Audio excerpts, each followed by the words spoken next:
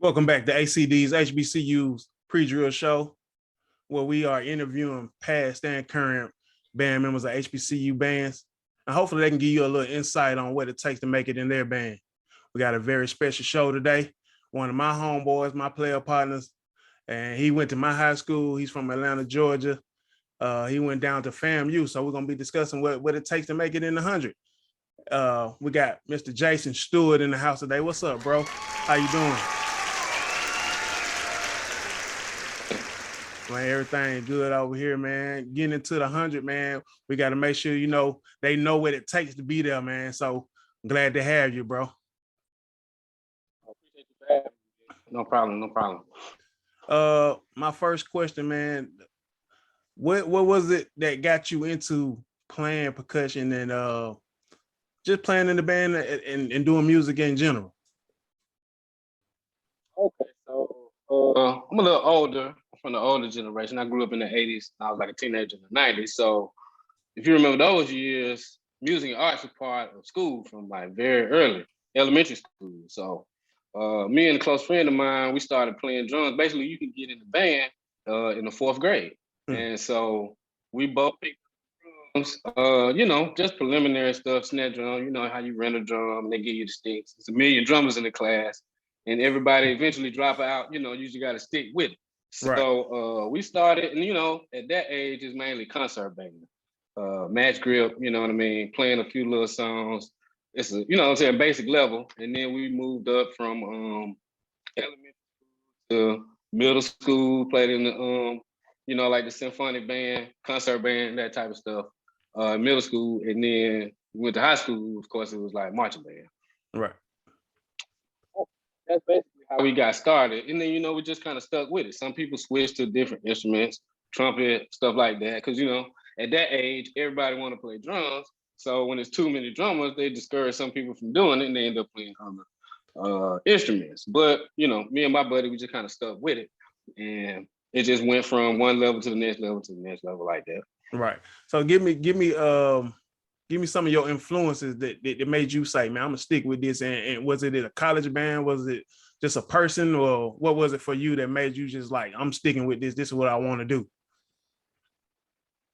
My best friend, his older brother, was like a couple years older than us, so he was in high school.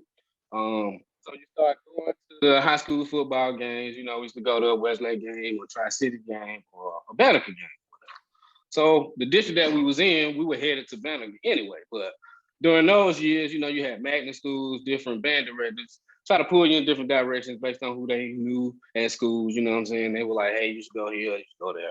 So I ended up going to a couple of Banneker games. You know what I'm saying? That's when we first kind of started. We were already following Black college bands, but the high school level was before college. So we would see, you had an opportunity to see high school bands in your area, which was modeled after HBCU bands anyway, you know what I'm saying, the Black schools. Right. Got a chance to kind of see that. And so I went to the Banneker games a lot, and I kind of like what was going on. And like, if you're from Atlanta in the older days, you would go to anybody's game, Dub, Mays. The culture was pretty much the same all over the city. Decatur, you know what I'm saying? Everybody had popping bands, and the style was kind of HBCU. Because, in Atlanta, we still had Clark, but the OG band was Morris Brown. And as far as the local school, you know what I'm saying? Tech ain't got no band. The other schools ain't really got no band. That's kind of modeled after that. And so, just years of sticking with it, it was like, man, this is kind of cool. You know what I mean? It's just kind of like if you play ball. You play rec ball, then you get to college, in the high school, and then you see the college level. You just want to keep going up because every level seems a little more prestigious, you know what I'm saying, than the next. So right. That's how we really got into it. And then, I ended up going to Banneker, and then, like I say, the rest is history. Okay. Speaking of Banneker, man, give me one of them good ass stories, man, from them band trips when you got in, or any story that you got that's memorable that to you that sticks out from your band career at Banneker. Probably not one specific story. I just remember like if you're a high school student or a person that's in the band, I would encourage like a younger student to go to a band camp. We used to go to band camp. for our particular high school at Banneker was alumni of Alabama State University. So, you know, in middle school or elementary school, you playing like the traditional style concert band, all that stuff foreign to you. You know what I mean? When you get to, if ain't nobody showed it to you, you might be playing match grip. You know what I mean? You don't even play traditional grip. You read music off of sheet paper. You know what I mean? Nothing too funky. You know what I mean? It's just like a lot of concert music. So I always remember just like going to University band camp. We went for like 2 or 3 years in a row. And actually, Southern band camp 1 year too. That's a good way to kind of acclimate yourself to the system of what it's gonna be like. And you can bring that back to your high school too. You know what I mean? So you always get a bunch of jewels no matter where you go, you know, because we went year after year and I ended up going to FAM, but that's how, you know, that's something that I always remember, just band camps. If you ever in high school, you get the opportunity to go, just go to one, pick a different one, just go and hit it. And then you'll learn so much and then you get a chance to be with other people, get your first college dorm experience, you know what I'm saying? You'll figure out what you like and what you don't like about it. So I would just say all those band trips, you know what I mean? Riding, you know what I'm saying, cracking jokes, that kind of stuff. Cause you know, that was like 20 years ago. So Right. Just knowing, man, I was just thinking about just you being a young man, 15 years old, going against, and I'm talking about the Georgia Dome experience. We 15 to 16 years old going against college graduate percussion instructor, and we didn't have no instructor. So just knowing that, and I was just thinking about that. I'm like, hey man, this man went there and we won the competition hands down. And this man was 15, 16 years old, destroying percussion instructors that graduated college, man. What gave you that leadership ability, man? What gave you that drive to do that? Well, it was really like I say, my freshman year at Banneker was 1994, 1995. So, you know, there was a new band that year. And so, you know, on any level, it's a new band director. Sometimes it's like Clash of the Titans. You got the old people that was in the band that's kind of attached to what was going on back then, and the new person that's trying to maybe institute a new culture and stuff like that. So I was kind of part of that. I was a freshman, so I was kind of caught up in the middle of it. I didn't know I knew which way to lean toward, but it was basically when I got there, I was a freshman. It was me, my best partner, Derek Hawkins. So a lot of the people that year didn't want to march anymore. You know, when you get a new band director, sometimes they don't like what's going on. They're like, man, we ain't doing this no more. We'll just go play football, or you know what I'm saying? We just ain't gonna be in the band. So it was only a small amount of people. One of my OGs, Horn, he played snare at Banneker. He was a senior. So it was a couple of seniors, you know what I mean? It was a very scattered group, basically seniors and freshmen. So I knew that when he left, you know, he taught me all the stuff I know. Him,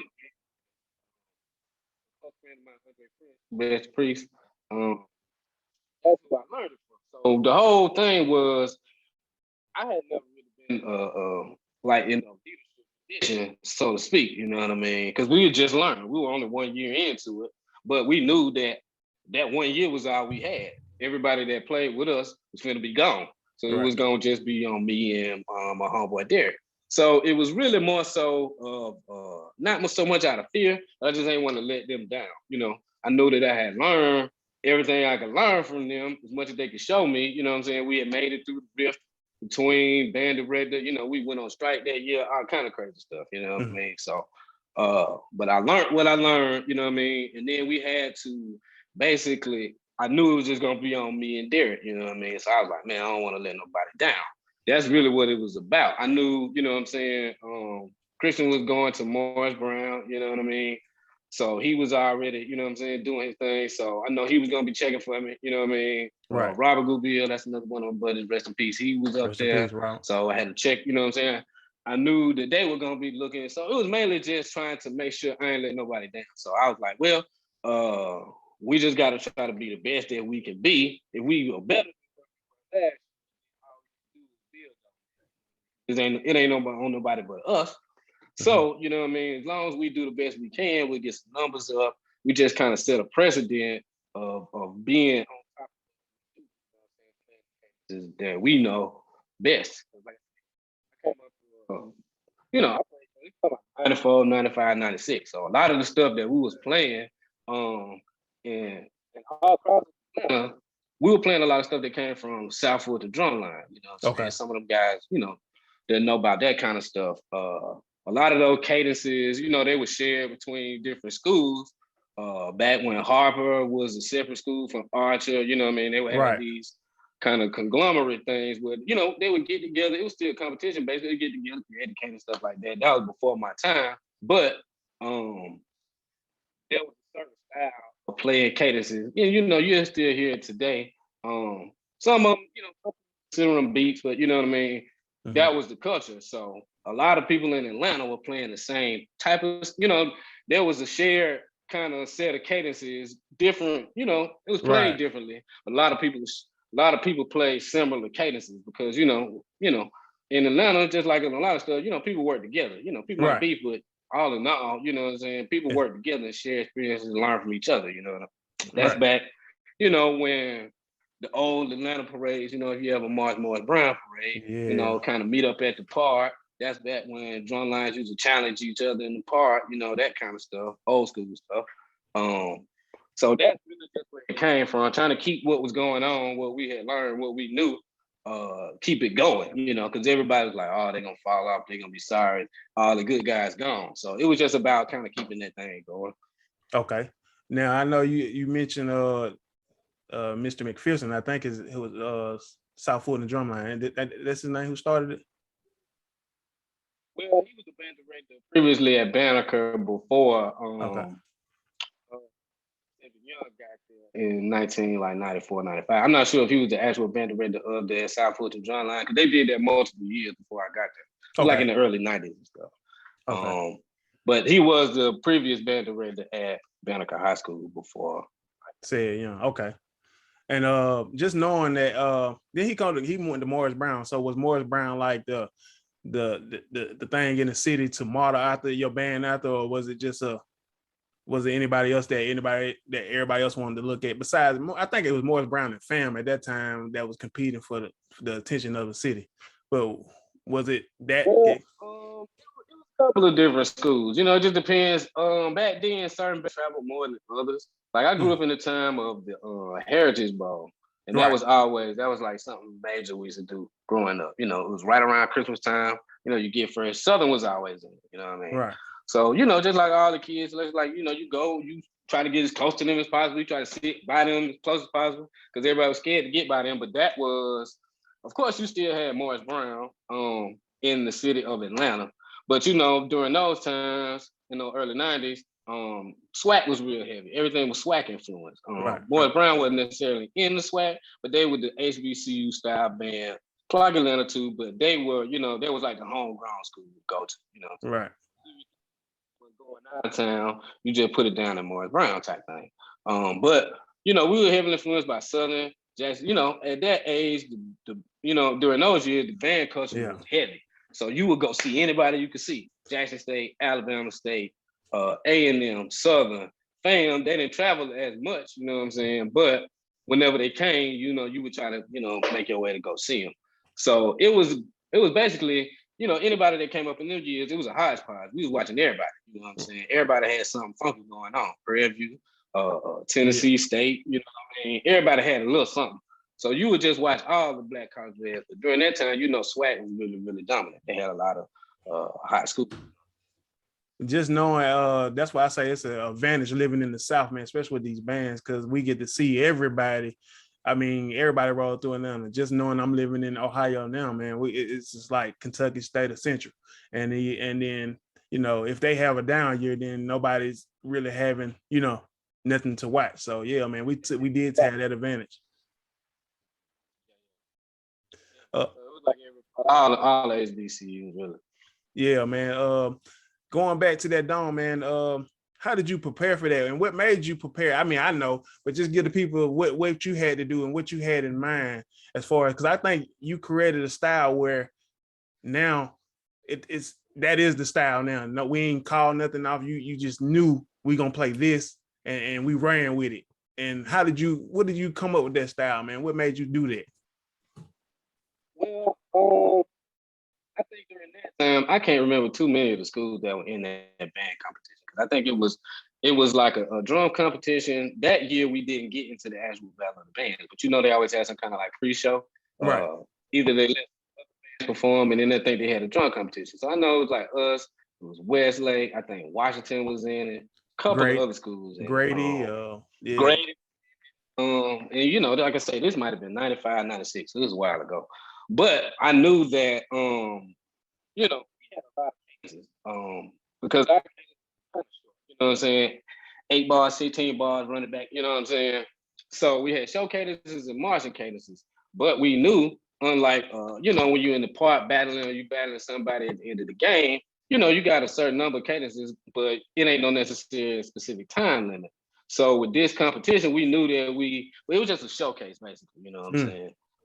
We wasn't really sure on the level of what everybody was gonna be at there. So we was like, I felt like we just had to be the best we could be, but there was a time limit. So I said, I was trying to figure out a way to crunch in some of the marching cases and some of the show cadences into one, because we had a lot of cadences that were, some of them showed off, you know what I'm saying, the actual playing skills, some of them were show cadences were a lot of sticking. So I basically wanted to put together something that showcased that we could play and we had a little style too. Because you know, the way that we played, you know, we flip drums, all that kind of stuff. Right. During those days, that was important too. You know what I'm saying? You had to be able to play, but you had to have a little sticking. You had to have some, you know what I'm saying, something going on visually on top of being able to actually play the drum, you know what I'm saying? Right. So I knew I had to try to mix in both of those to showcase that we wasn't just like doing all show cadences or slow, you know what I'm saying, sticky cadences, or we wasn't just doing kind of rudimentary bass cadences that were you know, heavy on, you know what I'm saying, accents and playing clean notes and stuff like that. So, and we knew we had a time limit. So we just had to I just basically crunched both of those together to pick the best cadences out of some of the marching cadences and some of the show cadences. And right. we, you know what I'm saying, practice like day and night and put it on the clock. So that we knew, you know what I'm saying, because we didn't want nobody to cut us off or tell us we had to get off the stage before we played our best stuff. So we was like, all right, we got to condense this into a little box. We never done this, but we just got to be able to run these cadences without cutting off the cadence. You know, minimal amount of cutoff, maybe 2 or 3, you know what I mean? Just because of tempo changes and stuff like that. So it was like, we got to figure out how to run these cadences in blocks, keep them all in this time period so that we get all these cadences in the mix to do a full showcase of what we can do, you know what I'm saying? Because we only got a limited amount of time, maybe like 8 minutes, 9 minutes. I can't even remember how long it was, but that was basically, and because that's not normally how you play, you know what I'm saying? You had to watch out for the band director, or, you know what I'm saying? If you're playing at a game, you might have to bring the volume down at the drop of a hat because the football team complaining or something like that. So that was basically what that was about, just trying to put that. So we had to practice that over and over. So it was kind of like a team, you know what I'm saying? Okay. So we get all those in and stay within the time period that they allowed us. I mean, just with that alone, man, I think you brought in a new style of playing, and then for the simple fact, that's why we at Child's Drawing had the name you leadership, because an award after you, a leadership award, because the way you took control of that, and like I said, you were going against grown men on the other side with percussion instructors and as well as their section leaders, but we was by ourselves. We didn't need a percussion instructor because we had you. Moving on, bro. Let's get to the FAMU, man. I mean, what made you narrow your choices? What were your top choices before you even pick FAM? What were your top choices to go to school? What were they? So when I was applying, you know, if you grow up like that, of course you got a major you want to pick. And my school, it was based on my major, first of all. During that time, my major was architecture. But you know, every school didn't have that. All HBCUs didn't have that. Somebody had a real good band, but they didn't have architecture. Or somebody had architecture, but they didn't have a good band. You know what I'm saying? And so even if I was a year or 2 or 3 or 10, I knew, we were based on going to March somewhere for real. But I had to make it fit within somebody who had my major, which was architecture at the time. So I think Sam had it, Southern had it, and I think Jackson State had it. I think Jackson State was actually one of my first choices. But short story, my cousin was roommates with David Fanner at the time when he went to college at Southern. And so that's who actually took me on the tour of Jackson State to check out the school. So, during them years, you had to narrow it down because I ain't get no band scholarship. I wasn't on, you got to be a music major a lot of time for them to give you some money, especially, and you coming from out of state. You definitely got to, for them to give you some bread, you're going to have to be down with the program all the way. And they would rather you be from that state so they don't have to pay your out-of-state fee. So I wasn't on no band scholarship, but I knew I was going to go and play somewhere, you know what I'm saying? But I had to go ahead and make it what I thought at the time was going to be my major, architecture. So it was really that summer, 98, I went to Southern band camp after all those years of going to Alabama State band camp. That was me and my homeboy Derek. We ended up going to Southern. It was cool, but I was like, whatever. And that was mainly because, man, you band camp is expensive. I ain't gonna flex, you know what I'm saying? Yeah. It was them. It's still probably one of the more expensive band camps. But at the time, it was them, Southern State, you know what I'm saying? But FAM wanted it cheap. So it was way too much. You're a senior. I was working, trying to do what I would do, trying to save some money to go to school, trying to, do your thing in the 12th grade. You know how that be. Right. So I was all over the place. I practiced a little bit, but I was like, I don't care. I'm going to just go wherever I end up going. I think FAM took me first. And after that summer, I was like, all right, FAM took me. That's cool. I ain't going to flex, though. I ain't taking that serious. I ain't taking it as serious as I should have when I first got there or during that summer. You know what I'm saying? But I just knew I was gonna do it regardless. Right. I had the scores. I had the SH2 scores. I had the grade. FAM said yes, and I don't think I applied nowhere else. Maybe the University of Tennessee or somewhere else. But once FAM, I had already decided I didn't really want to go to Southern. They was cool, but their playing style was different. If you ever know somebody that plays snap at Southern, it's different. Right. Just like it's different at FAM. It's different. So it's something, wherever you go, you're gonna have to learn their style. But I was like, so that's and I kind of felt like I wanted to be in Florida more so than I did in, Louisiana in Baton Rouge, right? Yeah. Going forward, bro. Give me your first day, man. I mean, pulling up at pre-drill. What was that first day like for you at that FAMU pre-drill? First, like I said, give me a stat. JasonStewart, fall 98. I played tonal bass drum in the Marching 100, 18 and the 20. I did all the on that right now, but I came up in the real time. It was Dr. White first year as the head band director. That's right. So things were changing, but a lot of stuff was still the same. You know what I'm saying? Like they say, Republic was still there. They were trying to make some changes, but a lot of tradition based, so a lot of stuff was gonna stay the same. So I went down there, and then, like I say, so of course, I get my disclaimer. I'm pretty sure things are a lot different than they were when I came up. Right. When you do the little orientation down there in Lee Hall, everybody get dressed up, say their piece or whatever. That's the night before. And then you have, pre-drill, which is up all night, up all day, you know what I'm saying? Very little amount of sleep. And it's crazy, So I didn't really know what to expect. I'm from College Park. Didn't nobody from Banneker. It was somebody from Banneker in the Marching 100.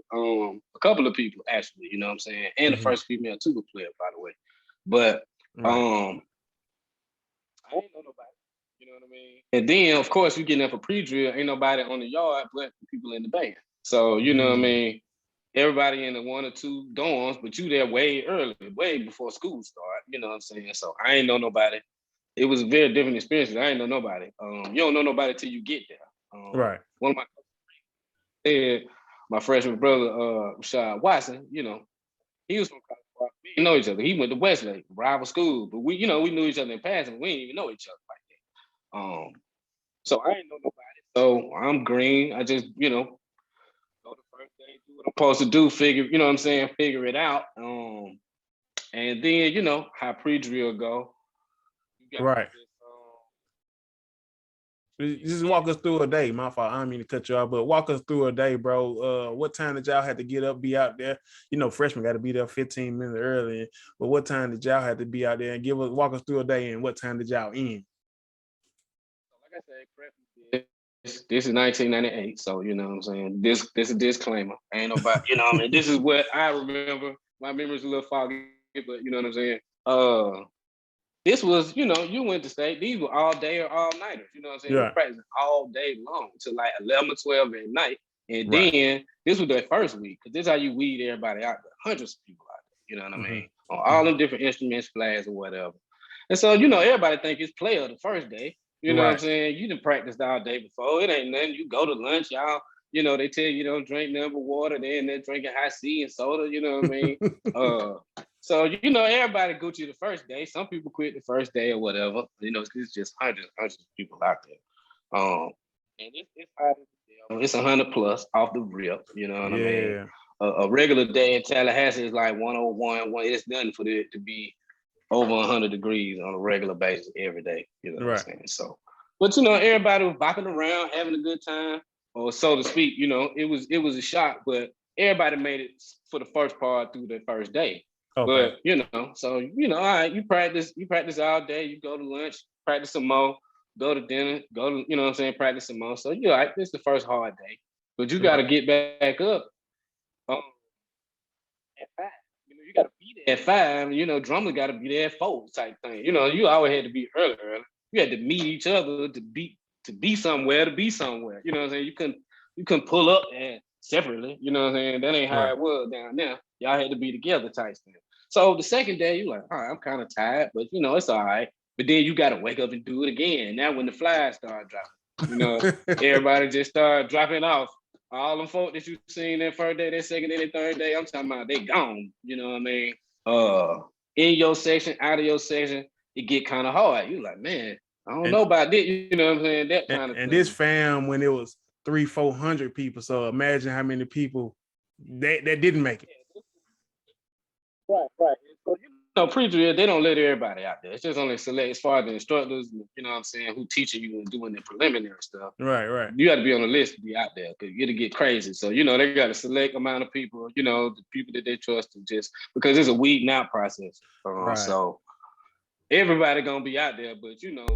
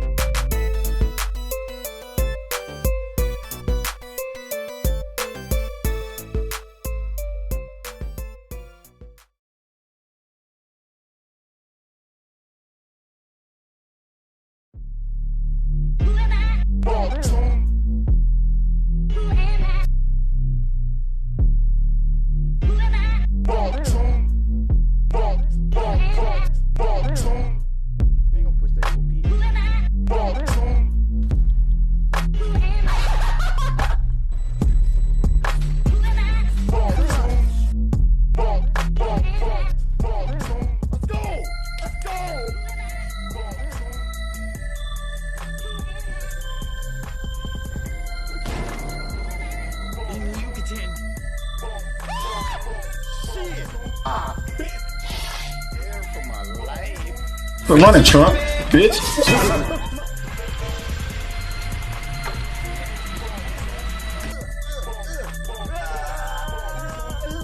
Fuck out of here with that.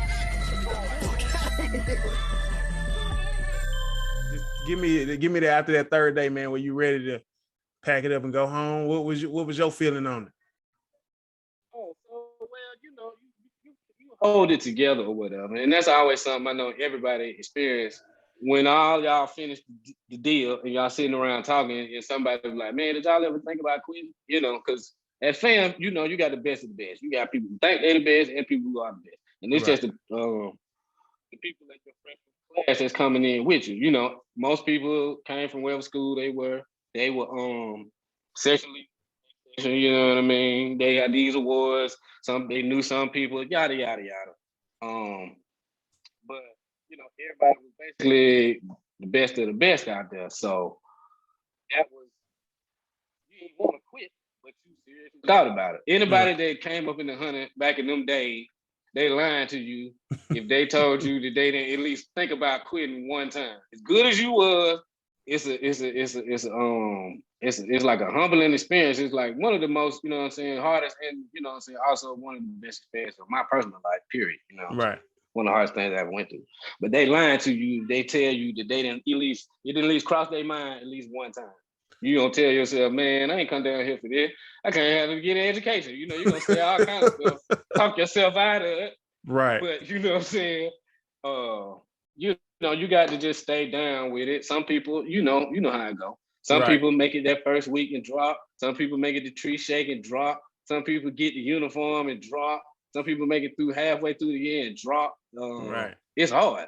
It's very, very similar to Pledge and the Frat, at least back when I was coming up, you know what I'm saying? As far as that process, 6 months long process, I never looked at it like that, but yeah, you're right. It is like pledging the frat, and that's how most people take it, because they ain't gonna let you just walk in and be a part of it.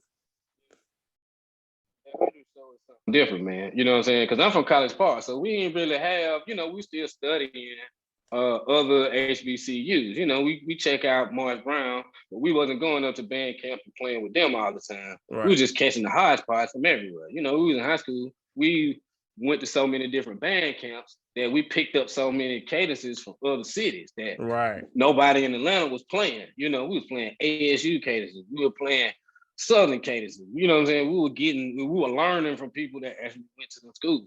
So yeah, man. Going back, my fault. Your audio was messed up. What you say? I'm sorry. Go ahead. I'm listening. Going back, I know you said you didn't want to quit, and then now you through pre-drill. Now you in there. Your first game about to come up. Who did you play, and what was that experience like for you? So let me see. I don't even know.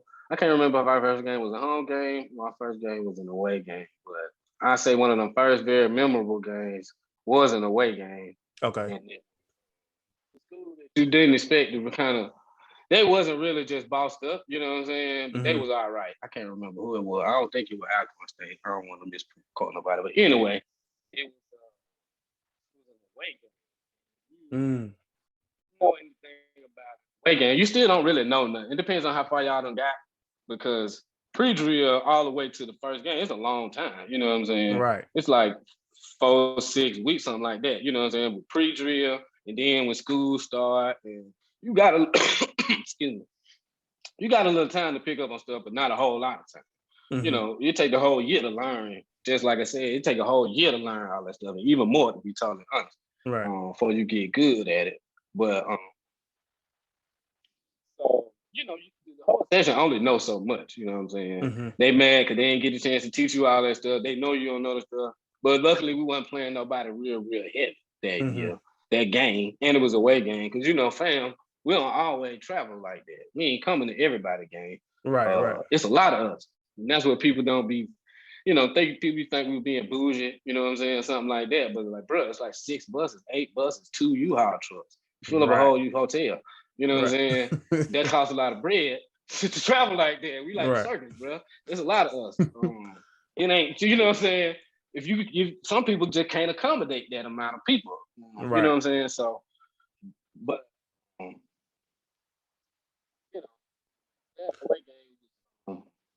well, give me that first. You don't know that much. My fault.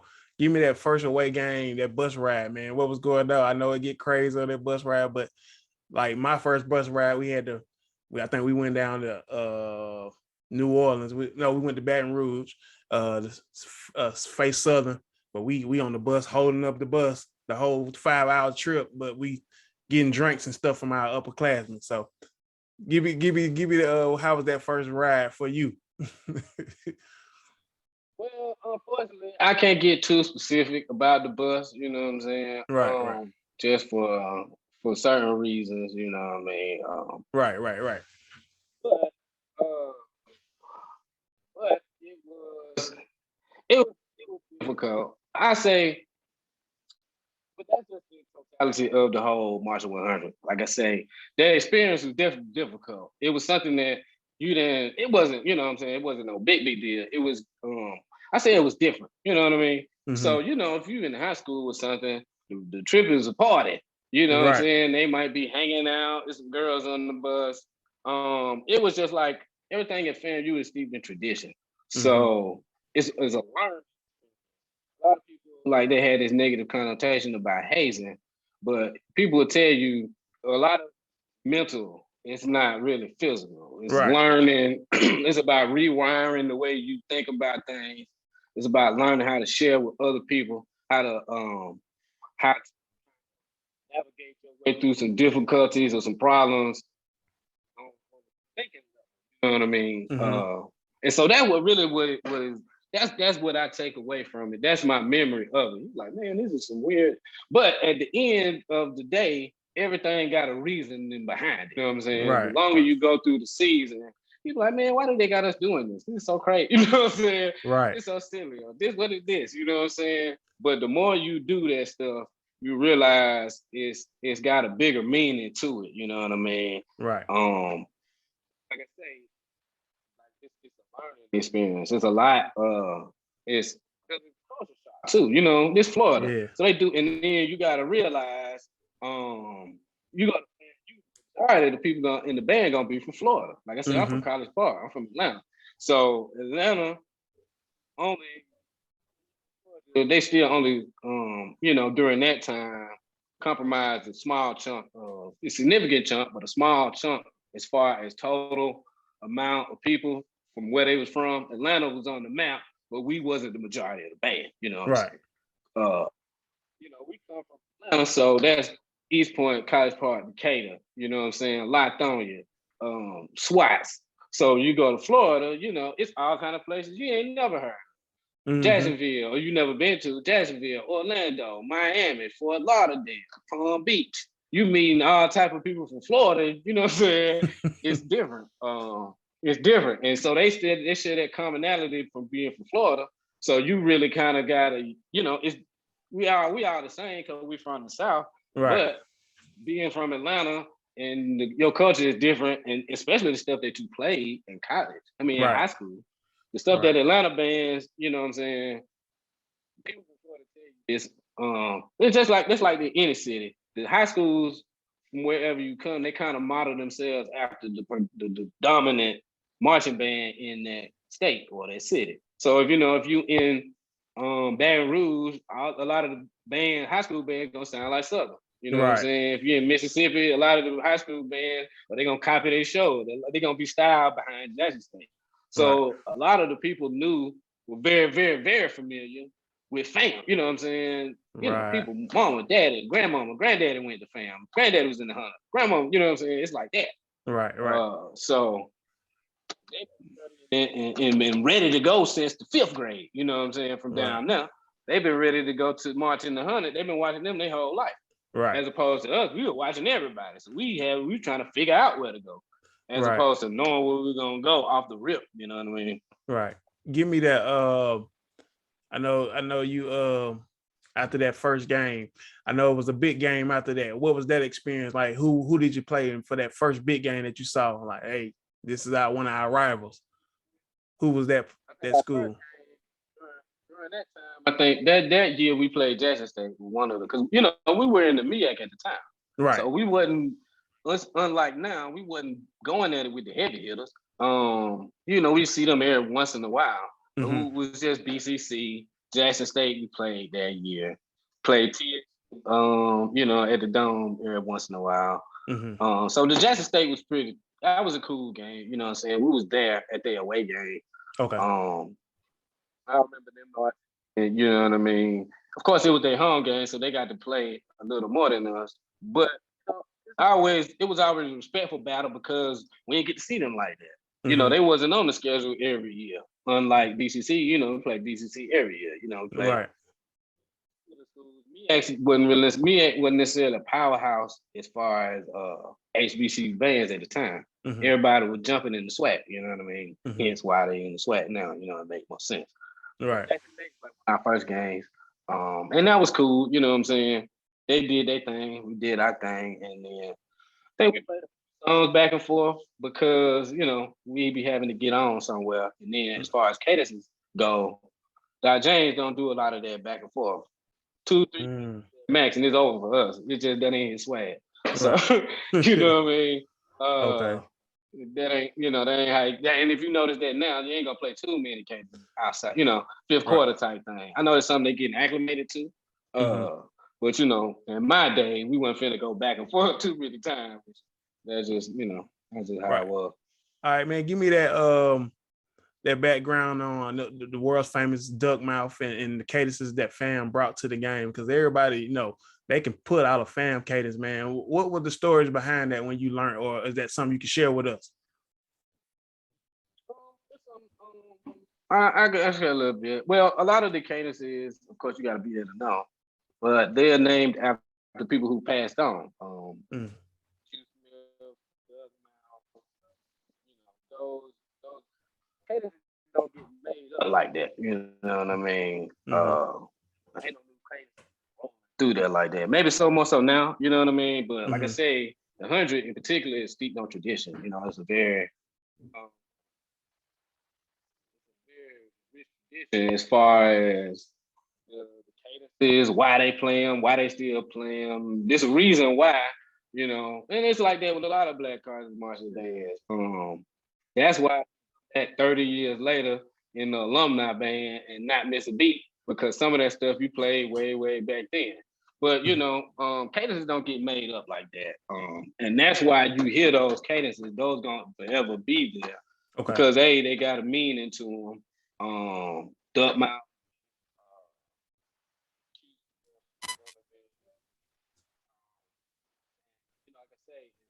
Everybody is unfortunately, over the past few years, a few brothers have passed from the Marching 100 from the percussion section. Just recently, it's like this last week. Rest in peace, yeah. All of those guys, because I march with a lot of those guys, and I always hear the sad to hear. But yeah, everything is steeped in tradition. So these cases, man, like I said, I came up in '98, but they were playing them well before I got there. You know what I'm saying? And that's the thing, you know what I'm saying? One of the things that's integral as far as I came up in my section is know your history, learn your history. Know who wrote this. Like I said, a lot of that stuff is mental. So, it's about how many steps to get to the hash, who wrote this, because a lot of people, it's like a hall.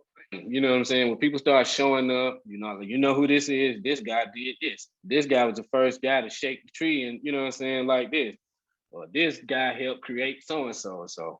Or this person. A lot of the staff are former Marching 100 members. You know what I'm saying? On all levels.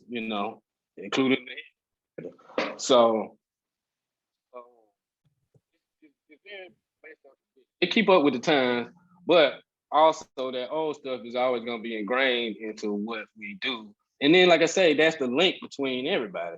Right. You came up in '98, or you came up in 2008, or you came up in '88. Y'all still know it's some cadence that y'all can all play together. Right. You know what I'm saying? You brush up on it. It ain't changed in all them years. And that's one of the, like I say, that's one of the cool things about it. It's kind of like know your history, learn your history. Because that's important. You know what I'm saying? To keep a lot of that stuff, it get washed away, and sometimes people feel like it's unimportant. But no, that's that glue. That stuff. Yeah, a lot of times just this is not like I say, because you can walk up to somebody, or somebody walk up to you, you don't even know, he wrote something that you playing, you know what I Right. mean? Or Right. some of this, you know what I mean? Because you don't, it's almost like a mythical, you don't think these people still exist type thing, or you think one of the band directors made it up, or Right. you don't even think that it goes that deep, but it does. So Yeah, man, we're gonna play a game, and before we get out of here, tell us the importance of how much Crab Brothers and Crab Sisters mean, because I don't think they understand, because those are the people who got your back throughout the whole season trying to make it. So how important were they to you and your process, bro? man, like I said, now it was a different time. It was serious. So your freshman, like everybody had a different term for it, but they call your fam is your freshman brother. Okay. And that extends to everybody that play in the band, but specifically the ones in your section, of course, is the ones that you're gonna spend the most time with. You're gonna be around all the time. You know what I'm saying? You know exactly who they are. You know where they went to school, what they played. Like I say, it's all about learning. You got to know everything. You got to know everybody, or at least you don't want to find out. But very important, because that's the only way you're gonna make it through. Don't none of y'all really know each other when y'all get there. So y'all had to learn how to be friends. You know what I'm saying? The one thing, like I say, you give a pointer to anybody, especially coming to fam, it's like you got to humble yourself. You got to kind of, you ain't got to go down there with your head down like you don't know nothing. But you got to humble yourself, because you ain't finna go down there and just turn up and run the show. You finna be the star freshman, even if you better than all the guys in your set. You gotta, if you smoking everybody, they ain't gonna treat you no different, because you still got somebody on the end that's messing up. You know what I'm saying? Right. So you could be the fierest guy out there, but you still in this category until you get in my band, as they say.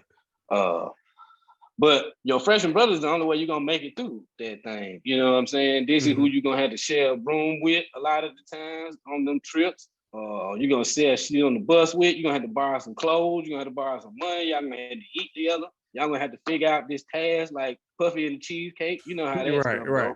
Instead, you're on a dummy mission. You know what I'm saying? So the longer time that because some of them gonna drop off.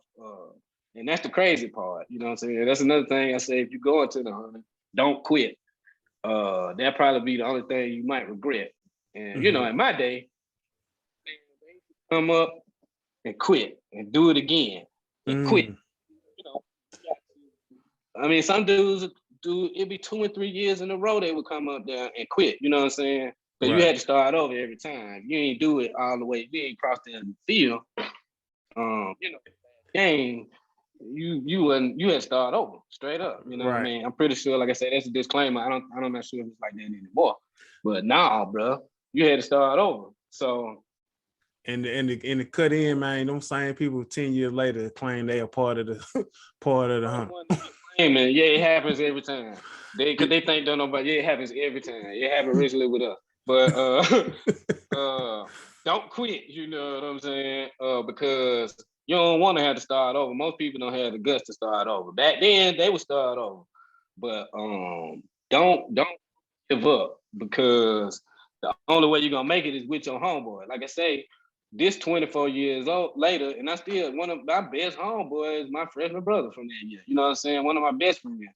I still talk to a lot of them. You know what I'm saying? On the phone, still see each other. They gonna be your allies in that thing, and they're gonna be your best folk, you know what I'm saying? Really, a lot of the time, you're gonna need a ride home sometimes. Y'all from the same city. Like I said, y'all gonna have to walk to practice together. You're gonna have to, you know what I'm saying? They're gonna end up being, because that whole first semester, that's who you spending all your time with. Right. I ain't barely knew my roommate until the second semester, because I was never in the room. I was always at practice, I was with them boys. So I ain't even know him. I spent all my time with them dudes, you know what I'm saying? Right. And that end up being your ultimate friend base. You make other friends, but for me, that'd be your ultimate friend base to the end, because y'all done went through so much together. Y'all all from different cities and different backgrounds, different cultures, but it forces y'all to bond. It forces y'all to bond.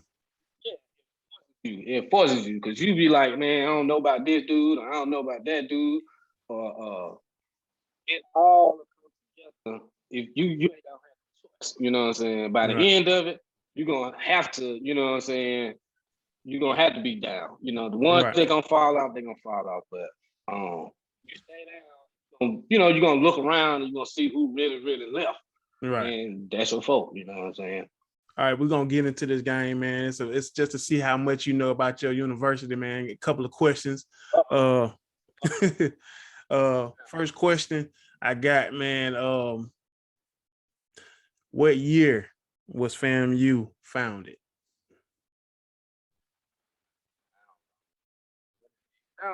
For the six, FAMU, the university. Yeah, the university. Yeah. You gonna get me on all these school facts? You know, I done been to school. Okay. I'm resting on that, but you know. Okay. Well, that was gonna be that's 1887. 1887. So you know, it's been a long time since we took orientation class. So I give you that one. Paraphernalia like that, you know what I'm saying? I don't even be paying no attention. I show up, you know what I'm saying? But I ain't alumni, so to speak. So you know. Give me the name of the founding name of FAMU back in 1887. OLAC, that's the, and I can't even tell you what it stands for.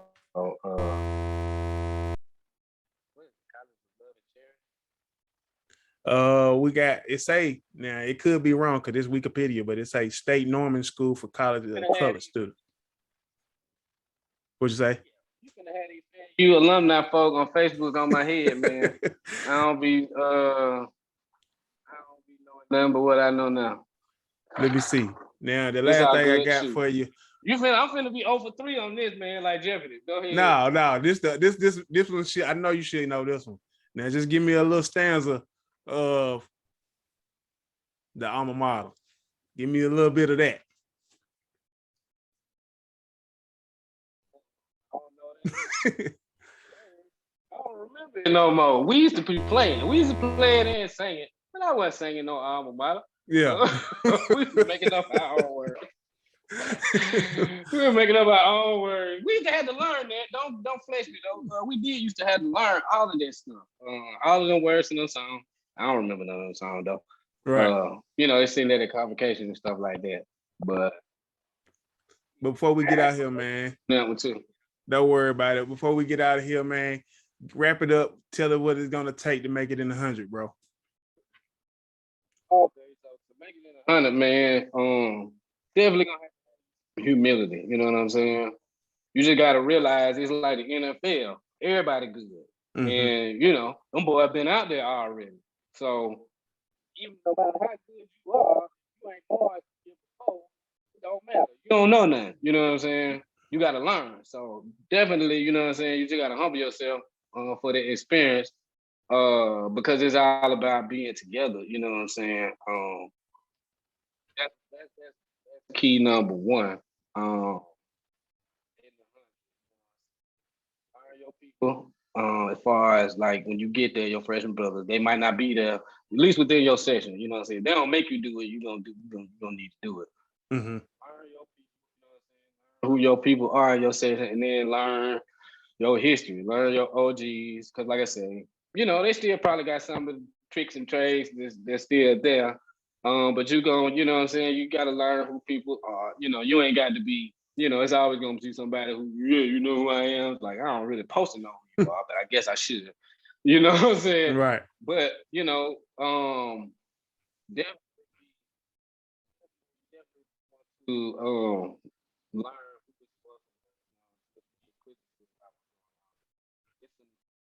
it's a real meaning or answer behind everything. It's crazy as some of that stuff you feel might be going, you know, like, what are we doing? It's got a reason to it. So okay. Learn your people, learn your history as far as when you get there, you know what I'm saying? You know what I'm saying? The right people. You